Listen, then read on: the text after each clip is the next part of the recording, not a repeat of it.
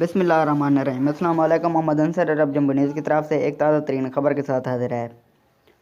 سعودی عرب میں جمعے سے پیر تک بیشتر علاقوں میں بارش متوقع۔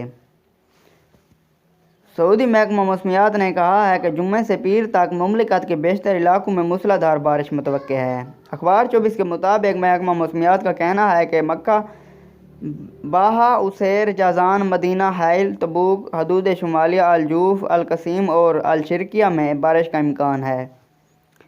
محکمہ موسمیات نے بیان میں کہا کہ موسلا دھار بارش مکہ، حائل اور مدینہ میں ہوگی، جبکہ دیگر علاقوں میں درمیانے درجے کی بارش ہوگی۔ محکمہ موسمیات نے مزید کہا کہ سعودی عرب کے بیشتر علاقوں میں بارش کا موسم آئندہ ہفتے کے آخر تک جاری رہے گا۔